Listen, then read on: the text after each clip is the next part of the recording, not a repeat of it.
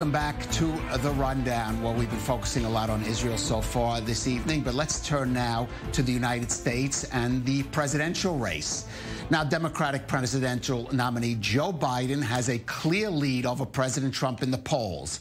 But a key to actually getting out the vote in November will also depend on his ability to unite behind him both the, what you would call the centrist mainstream wing of his party, which is, of course, strongly supporting him, with the more progressive left-wing wing of the party that is supported in the primaries candidates like Bernie Sanders and Elizabeth Warren. Now, a key to that could be a party platform that makes enough compromises to please both sides without alienating them. Now, the Politico news site has published what it says is the latest draft of that manifesto. And on issues like health care and, of course, economics, it does try to work that fine line. But what about its positions on Israel and the Palestinians? Well, to discuss this further, we're going to be joined by Halie Soifer, Executive Director of the Jewish Democratic Council of America. She's in Washington, D.C. And also there, Wael Al-Zayat, who is the CEO of Engage. Thank you for joining us. I'm going to start. The parts about Israel are several graphs. I'm just going to hit on a few key points here. Let me start with this one. Democrats believe a strong, secure, and democratic Israel is vital to the interests of the United States. Our commitment to Israel's security, to its qualitative military edge, its right to defend itself, and the 2016 Memorandum of Understanding, that's about defense aid to Israel, is ironclad. Halie, I read that as reinforcing a position Joe Biden said, which is that defense aid to Israel is going to be guaranteed and separate from other issues of facts over Israel's behavior with the Palestinians, which is a position that Bernie Sanders and Elizabeth Warren have taken issue with. I mean, is that how you read that? Well, this platform is strongly pro-Israel. It affirms support for the 10-year, $38 billion Memorandum of Understanding that was finalized in the Obama administration with Vice President Biden.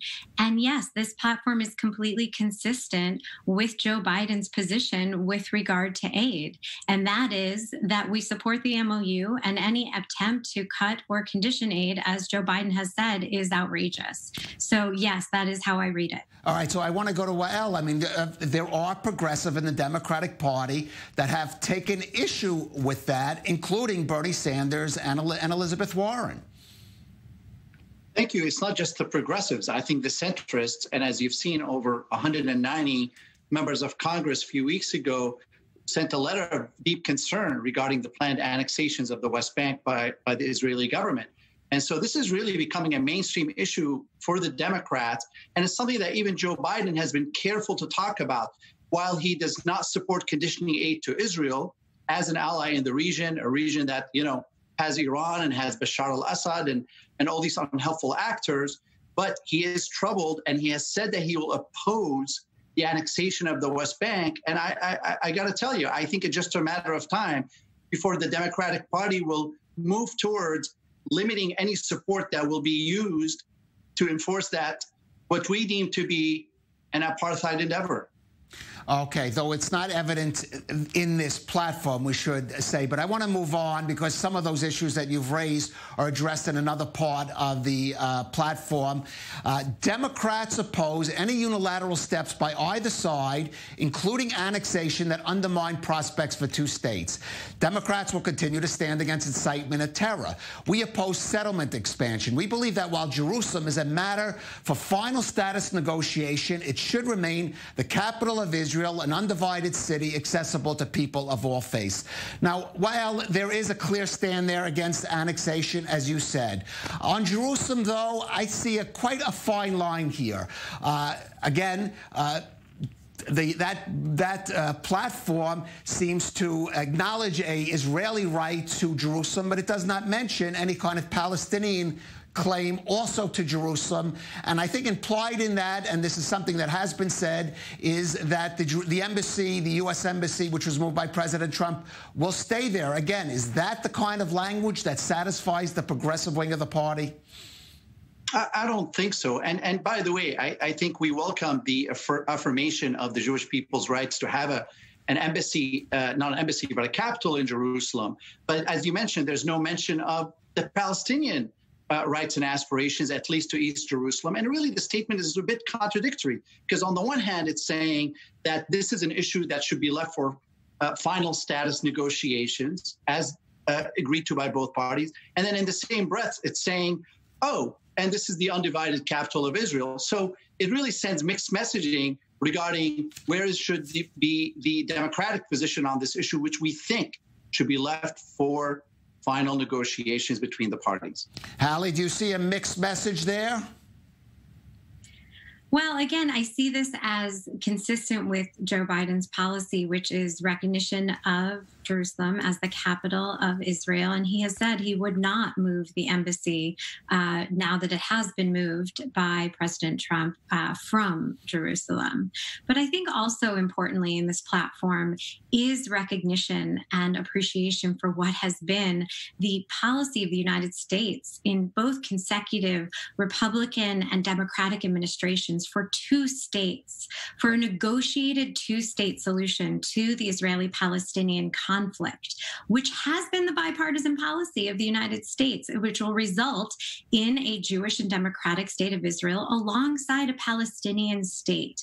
And this platform reaffirms support of a negotiated two-state solution, which is very important. Right. And I want to move to one last passage in the platform, which reads, "We oppose any effort to unfairly single out and delegitimize Israel, including at the United Nations or through the boycott, divestment, and sanctions movement, while protecting the constitutional right of our citizens to free speech." And while I'm going to go to you again, because this issue of, for example, laws passed either on the state or federal level that say groups that publicly support the BDS movement cannot get any, for example, federal funding or assistance, that is a chilling effect on the First Amendment rights. Do you feel this platform addresses that sufficiently? I think it does a pretty good job to balance this issue here. While no nation should be unfairly targeted, there are legitimate concerns regarding Israel's behavior toward the Palestinians.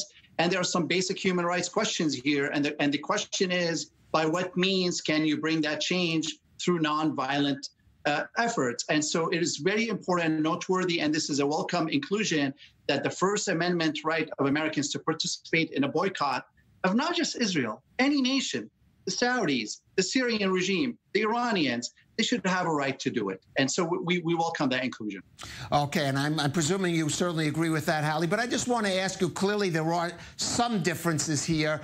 Do you feel, at least on the issues of when it comes to Israel and the Palestinians, that this platform, if this is what the final document is going to be enough to bring those people in the Bernie Sanders and Elizabeth Warren camps over to Joe Biden, those that care, for example, especially about Israel and the Palestinians, I should say? I should mention to you, Engage, our organization, is a strong endorsee and supporter of Joe Biden, someone who Halie and I worked under the administration of Obama and Biden. So we're sold on Biden. We believe he's really the best answer to get us out of the mess that Trump has gotten us into. I understand that. But the progressives, I don't think the progressives will be satisfied if this is the final document. What do you say, Halie? I think this document does a very good job of bringing people together. Obviously, it's 80 pages. So by focusing just on Israel, you're looking at one section of it.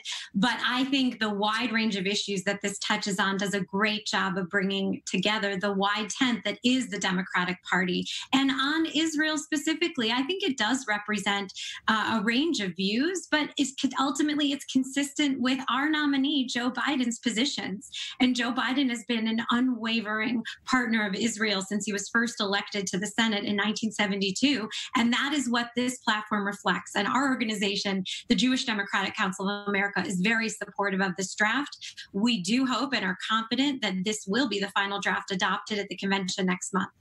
All right, well, we will see if it will come November, if this is indeed the case. Halie Soifer of the Jewish Democratic Council of America and Wael Al-Zayed of Engage, thank you for joining us.